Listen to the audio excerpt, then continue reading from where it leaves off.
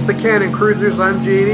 And I'm Randy. And it's Randy. And we're here today to Hey everybody, it's Randy. The third movie in the Ninja Anthology series, Ninja 3, The Domination. Ninja 3, The Domination is a 1984 martial arts action flick directed by Sam Firstenberg and stars Shô Kosugi, Lucinda Dickey, and John Custard. Sorry. So, some of these names may seem a little familiar to you if you're a fan of Cannon films. Mm-hmm. The director Sam Firstenberg would go on to direct Breakin' 2 Electric Boogaloo, which we'll be covering in about 2 episodes from now. And Lucinda Dickey, if you guys recall, was the star of Breakin' 1. Plot of this movie is cuckoo bananas! Yes, a ninja assassin is on a mission. He gets killed, and he decides to come back to life by haunting a young woman and kills the police officers who killed him. And Shô Kosugi arrives to stop him. That's really pretty much the plot, because the movie doesn't explain itself very much. Yeah, and we're just going to go straight into impressions on this one. Let's just say that this movie is insanity. It doesn't really have... It's not really an action movie for like the first 20 to 30 minutes. It's kind of a horror movie meets Flashdance. So this is what it's categorized genre-wise. It's a martial arts action horror movie. Yeah, but it's not really those things. It's kind of... At first, it's like a horror movie. Then it's sort of a Flashdance romance. Then it's an action movie at the end. So what do you think of the movie? What's your impression of the film, other than it being cuckoo bananas? Well, this was a strange one for me because at first I wasn't sure what to think of it, but as it went along, I actually enjoyed it more and more. And by the ending, I was wrapped up in how insane everything was and how the action sequences were really, really bizarre. And especially the part where the zombie comes back to life and infects people with ninja magic. It's like, for most of the movie opens up with this really beautiful, strange action sequence fighting on a golf course, and then there's no action for, like, what? You want to say about a third of the movie? It's just this weird, romantic horror comedy going on. With the weird exorcist stuff at one point, which was even weirder. So as we said, the plot is he comes back. His ghost possessed a young woman played by Lucinda Dickey, named. I just want to pull up her name because I don't have that right on me. Playing Christy, and she's blacks out and goes out and starts killing the police officers that killed him. They never give us any explanation for why he was on the golf course in the first place or why he was killing those men. All we know and can infer is that he was on a mission, though we don't exactly know why he was on said mission. It's just he's a ninja, he's killing people, and he came back to life to kill more people. And he kills a lot of police officers in this movie. A lot of them. So what would you consider your highlights, Randy? Oh boy, I have to choose one? Okay, there's the really weird sequence where... I might be misremembering it because we had some technical difficulties, but her closet door where she put away the the katana that belonged to the dead ninja. She put it away in there. Starts glowing and ethereal mist starts coming out of it, and then she's fighting to close it, and things are coming down like a poltergeist thing. She closes it, and then she starts playing music and dancing in the middle of the scene and dancing, and then the sword comes out, chops the boombox in half. That's like the best dumb thing. That sums up this movie in like perfectly. It's a really strange movie.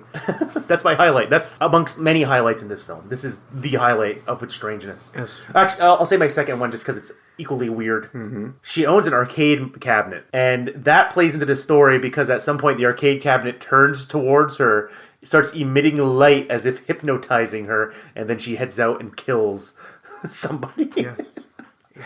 That wasn't a police officer, I believe, that time. No, it almost always was every other point in the movie. And my highlight is obviously Shô Kosugi. He was awesome again. He was the best part of the film, and he wasn't in it enough. And every time he was in it, the movie went up a level, in my opinion. And my low light is, like I said, the tone is that it shifts constantly. It's like it wants to be a romantic movie, it wants to be a action movie, it wants to be a horror movie, and it kind of wants to be all three at once, but is never any of them at the same time. Yeah, it doesn't. That's the same thing for me. The movie does not tell a coherent story. It jumps from one thing to the other. You don't get a lot of motivation. You don't get anything. It's just kind of like events happening back to back to back. To its detriment, yeah. But at the same time, the movie is cuckoo bananas, so it doesn't really matter. Yeah, it was very much a product of his time because Flashdance came out literally the year before, so you knew they were trying to get in on that.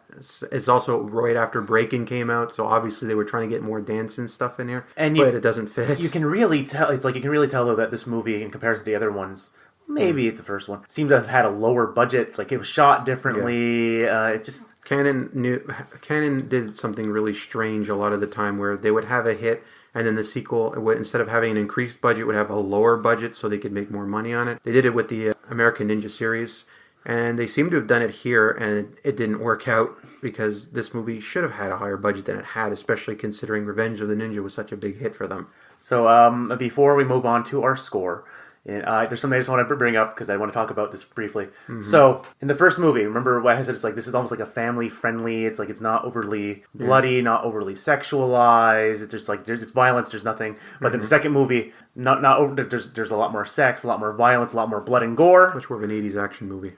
This movie starts going back to the first one, but ups the sexual quotient while downing all the violence quotient. It's bloodless violence. It feels more like a horror movie at times than it does an action movie, and that's when it's actually at its most violent. Is when it's more like a horror movie. I was amazed on the cinema. I'm like, wow, this is like having watched just like the last few months. Had watched Revenge of the Ninja compared to this. This one has only one scene with any blood in it. It's a very strange movie. And it's not death, kill, nothing. It's a very strange movie. But it's like it downed all the blood and then, like I said, up the sex. There's the hot tub scene. Mm-hmm. There's the random. She's after basically being put down by the cop over and over again. She sleeps with him immediately. It's all over the place. And then the ending where. Okay, there's another thing I wanted to point out. It kind of could be a low light as well. There's several points in the movie where people have guns and don't fire them, and it got on my nerves a lot, especially right at the end, where the cop could have shot the ninja and didn't, but nobody said anything for why. A ninja can only destroy a ninja. Yeah, but she did. She ran up to him and stabbed him. Yeah, she was a ninja by proxy because she had ninja powers for the entire But she didn't shoot him. But she killed him with his sword. Actually, that would be another jumping back. The ending, the last fight sequence, when Shô Kosugi comes on, there's this big, prolonged 5-hour fight sequence. Technical difficulties. In which Shô Kosugi, finally, everything's coming to resolution and has this big, long fight sequence that he's contractually obligated to have in each of these movies. And they're always awesome, by the way. This one was so good. It wasn't as good as the first two ones from the first two movies, but I think that'll slide it actually into the next point, is that it's not as good as the first two movies. I'm going to say that straight out. The first two movies were great. They had their own problems, but they were enjoyable from start to finish, and they had a coherent tone throughout. This one is all over the place. And for that, and the fact that it clearly had a lower budget and not as much put into it, I would give it a 3 instead of give the other two a 4, I think. This one I would give a 3. I gave all the other movies a 3. I give this movie a 3. You also give it a 3? But, honestly, because of how cuckoo bananas it is, I'm not doing the voice, I've already done it twice. Yes. Without the technical difficulties we experienced, just sitting down and watching this film, I think I have more enjoyment out of this film than the other two.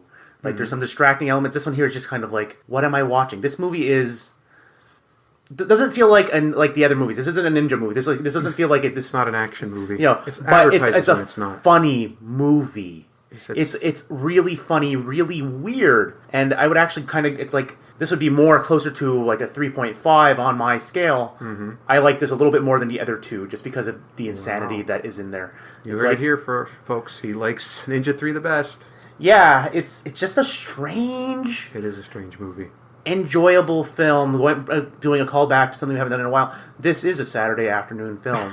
It is, actually. If this on with commercials, I'd be sitting there with a bowl of popcorn, and I'd just be watching. It's just a fun movie. It's like, you want to watch a fun film, people, go out, somehow get a hold of Ninja 3, The Domination, Which I'll and watch it. Just say, since that's the third one, we'll say that the Ninja trilogy from Canon is well worth your time, I'd say, all 3 of them. Yes. Go in, if you can find them. I think they sell all 3 of them in a Blu-ray pack or something, or it's DVD, I don't remember. But if you can find them, then pick them up. They're worth it. Yeah, it really was. This is probably like the third or fourth of the better films we've watched, like for me. Well, and like I said, I gave the other ones 3s. It's like this one here. It's like probably the 3rd or 4th film for me out of all. We'll be looking over these again when we get to our year end. But for now, where we may readjust it, because it's like I may try to watch this movie again just to actually watch it straight on without distractions. It was enjoyable and batty. And with that,